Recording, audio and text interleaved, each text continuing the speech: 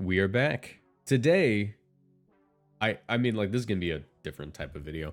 I just want to talk about a few restricteds. Like, I've made a few videos talking about, like, individual Pokemon that I think are kind of underrated. I wouldn't say that these are underrated restricted so much as these are restricteds that have a lot of potential, granted, or given, like, what's at the top of the metagame right now. We're talking about Miraidon, we're talking about Koraidon, Calyrex Ice Riders, Zamazenta, Terrapagos. Given all those Pokemon being at the top, these restricteds I think have a little bit of a better time than they used to. So we're gonna talk about that today. It's gonna be a very simple video. I'll just go over some ideas I have. This isn't gonna be like you need to use this right now, but I just wanted to put some ideas out there for you guys. If you guys enjoy, leave a like, subscribe, turn notifications, and let's go ahead and get into it. And comment down below what you guys want me to cover next. So yeah, because these videos, I upload twice a day on this channel. If you haven't noticed, a lot of people are commenting like, whoa, 2 videos? We are eating good. And I'm like, yeah, I mean, that was the plan. But yeah, let's talk about these Pokemon. So these are just 5 Pokemon that I think could be good given the Pokemon that are at the top of the metagame right now. We're going to start off with, and there are going to be some honorable mentions. I'll briefly cover some other Pokemon I think might end up being good, but these are the 4 that I want to talk about for now. This channel is partnered with GamerSupps. If you want to support my work and get great tasting drinks, you can order GamerSupps through my link in the description down below or with code Moxie boosted at checkout for 10% off. GamerSupps is a caffeinated product that I recommend only to my 18+ viewers, but my link will send you to their caffeine-free product section just in case. Every product purchased through my link supports my channel financially, so I'd really appreciate the support. Now back to the video. So Necrozma Dawn Wings is actually a really scary Pokemon as far as restricteds go, and it's for good reason. So Necrozma Dawn Wings plays pretty similar to how Lunala would play, in that it is a ghost psychic type with access to like Trick Room, Meteor Beam, and Moongeist Beam, and Expanding Force. The only difference is where Lunala has base 97 speed and a lower special attack set of 137, but it also has Shadow Shield, making it able to take half damage at full health. Necrozma Dawn Wings has, I believe, better bulk. Let me double check that. I literally just had it up. 137, 137, 89, 107. This one's 97, 109, 127. Okay, so maybe not better bulk, but like, we combine it with Prism Armor and like, the distributions. It's got similar bulk. It's got lower HP, but the defenses get increased quite a bit. But the main thing is that its special attack stat skyrockets all the way to 157. And it's much slower, where, Lunala's 97 base speed, this thing's 77 base speed, allowing it to underspeed a decent number of Pokemon, most notably including Calyrex Ice, which are not running 0 speed IVs, because, if they have a lot of Calyrex Ice are running a little bit of speed, if they're hitting 28 investment, you are now slower. Congratulations. That's a thing, by the way. There are some people in the comments who are like, why would you ever run non-0 speed Calyrex Ice? Believe it or not, a majority of them have a little bit of speed. But yeah, so Necrozma Dawn Wings is interesting in that it's actually just like a really scary Expanding Force mon. Obviously you can pair it with Indeedee Female, as well as some other ways to like get your Trick Room up more reliably. You can throw in Ogerpon Cornerstone on there. You can go ahead and throw in like an Ursaluna. Like, it is basically a dedicated hard Trick Room Pokemon. Maybe like, Torkoal if you want to get crazy with it. Yeah, you get what I mean, right? It's a hard Trick Room Pokemon. The Pokemon you'll see next to it are going to be the Pokemon that can take full advantage of Trick Room as long as it's up and score as many KOs as they can. Incineroar is probably not a bad idea here too. But yeah, the main idea is that like you have a few options. Its main weakness is obviously going to be Incineroar, but NDW, I keep wanting to say NDM because I like Necrozma Duskmane a lot, but NDW is actually like able to deal a decent amount of damage to opposing Incineroar. So like if we take a look at this Necrozma Dawn Wings versus Incineroar, hold a reliable bulky Citrus, you can see that a Meteor Beam is going to deal 113 to 133, and if they end up going for like a Terra, like if they Terra out of their rock weakness, a lot of them are actually Terra Ghost at the moment, as a matter of fact. At that point, you can actually scare them with the Moongeist Beam, because that Moongeist Beam is going to be doing 94 to 112 unboosted. So it's a really scary Pokemon in that sense, but it also just enables a lot of other Pokemon. Obviously, Ursaluna is a extremely difficult Pokemon for a lot of teams to deal with, and it naturally is able to underspeed Calyrex Ice Rider, since Calyrex Ice Rider is usually not 0 speed. If you run 0 speed on your Ursaluna, you'll most likely win that speed war, and you'll be able to smack it with a very powerful Facade coming off of Guts, Flame Orb, and, you know, Stab with the normal type. So I think that this is a pretty interesting mon. A lot of stuff can be explored with it. And I think that, like, you know, Ogerpon Cornerstone being good generally makes this Pokemon even better, because you can fit it onto a team, you know, as like a Kyogre check. You know, you run like your Sturdy plus Power Whip set, or your Sturdy plus Horn Leech or whatever. And it's also just like a Trick Room enabler, because you're able to redirect away the hits with Follow Me, and then go for the Trick Room with Necrozma Dawn Wings. So that is very cool. You could also drop Meteor Beam altogether, because why? Oh no, it doesn't get Wide Guard. What am I saying? Ignore that. Ignore that. You would need to find a Wide Guard user for the team, which, you know, there's not like a lack of them at the moment. Araquanid would be actually a pretty interesting one, since you are just going all in with Trick Room. You might as well. So, you know, pretty cool Pokemon. I like it a lot. I said a bot. Yeah, I like it a lot. It's really cool. Next Pokemon that I think we should cover is Kyurem White.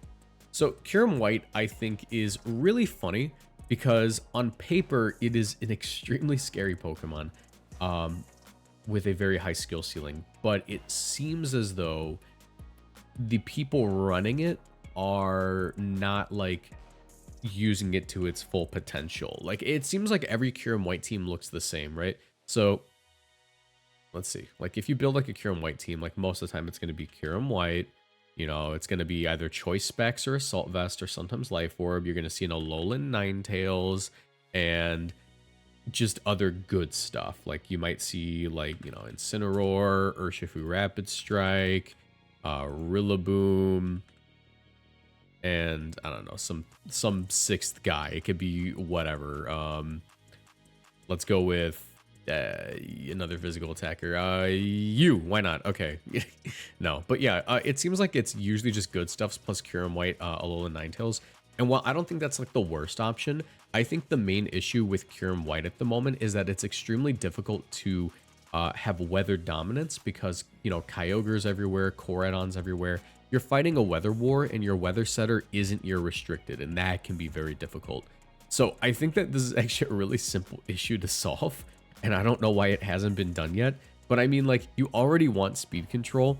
Tornadus is in the game, and it does get access to Snowscape. So here's a question. Why is it we are running Rain Dance Tornadus all the time and, you know, winning the weather wars because they switch into Koraidon, you Rain Dance with your Tornadus, you're able to, like, still use a full power Water Spout or whatever. Why are we, like, why are the Kyurem players not just putting Snowscape on this mon?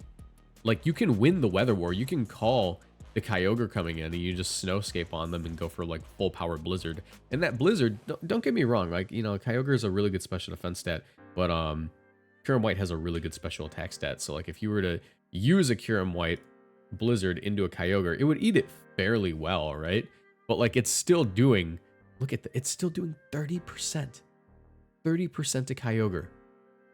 That's insane. And you have a chance to freeze? Yeah, freeze is just a one-shot. And keep in mind, oh, that's the Choice Spec set. Never mind. That's the Choice Spec set. Okay, that makes more sense. But, you know, with the AV set, you know, your Blizzard's still doing like a quarter of its health sometimes. And then the Freeze Dry, you know, the follow-up Freeze Dry has a chance to KO. That's really strong. You know, another thing that Kyurem White players could be doing is, since you're already running like Assault Vest, you know, you should really be running like Icy Wind. But guess what? You don't need to run Icy Wind. You have no idea how many Icy Wind Kyurems I've run into on ladder. Do they not know Kyurem White has Glaciate, a slightly stronger Icy Wind? A slightly stronger Icy Wind that, you know, hits both opponents. And it hurts. It hurts pretty bad. Look, if you are, let's say that you are a local Rillaboom, you know, Assault Vest Andy, right? The standard Rillaboom. And you switch in on a Glaciate, you're taking 40 to 49% of your health. That is a 2-hit KO sometimes. That's ridiculous, you know? Off of a move that is spread and is not meant to really be picking up KOs, because it's just that strong. It's just that strong, you know? You know, compared to Icy Wind. Icy Wind, you're going to be doing 30 to 41. That's a pretty big jump in power, you know? Yeah. Another thing it has going for it is a Pokemon with access to Earth Power and an extremely high special attack stat. So into Zamazenta, you're actually threatening a 2-hit KO. Granted, they are threatening a, you know, very strong 1-hit KO versus you. But if the snow is up, you can actually survive that and sometimes win the exchange, depending on, you know, how things go, like if they switch in on an Earth Power or not. So that's really good. And yeah, I think Kyurem White has a lot of potential in that sense. It is a Pokemon that does well into Koraidon, and it does well into Kyogre, and it does well into basically everything not named Terapagos. The issue is that it just can't seem to keep its weather up. So I think that if you just build a version of the team with the ability to keep the weather up, you'll be perfectly fine. And that's like the main issue at the moment. Palkia Origin. So Palkia Origin is a Pokemon that I think is actually really strong right now for a number of reasons.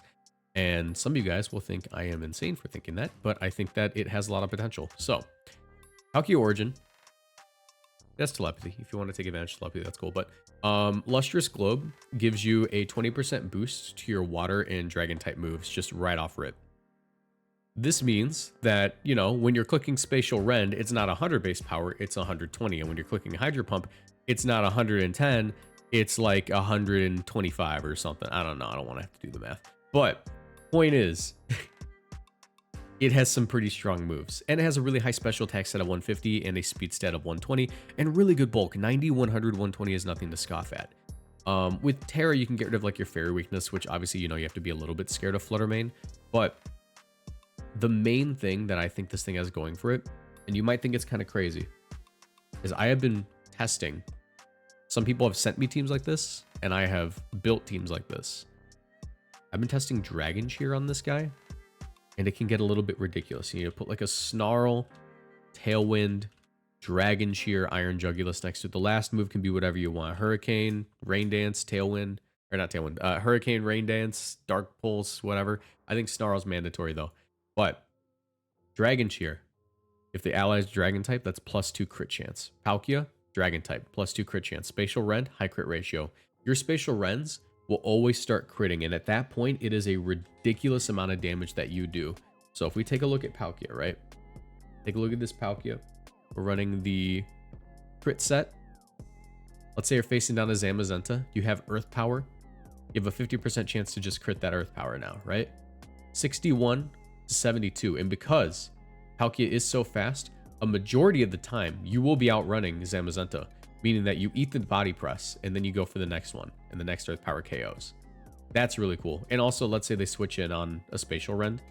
Crit Spatial Rend is doing up to 35% to high special defense Zamazenta, which I have seen some Zamazenta running a lot lower special defense, like 4. So you have a chance to like just do insane damage. Even Pokemon with high special defense stats, like Kyogre, your Spatial Rend is going to be doing like upwards of 75% to these guys. Into Pokemon like Koraidon, it's just like a straight up one-shot. You know, 193 to 229. And like if they Terra, like if they go Terra Fire, your Spatial Rend is still usually a one-shot because this is just insane.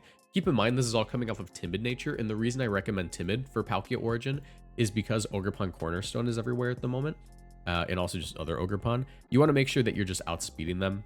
So by hitting 179, you're always going to be 1 point faster than them. You can even go a little bit faster because like that speed tier is a little bit crowded, the 110 area.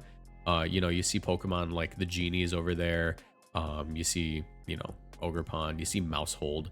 So I don't think Mousehold's a big deal though, but I just want to throw it out there that the 110 speed tier is a little crowded at times.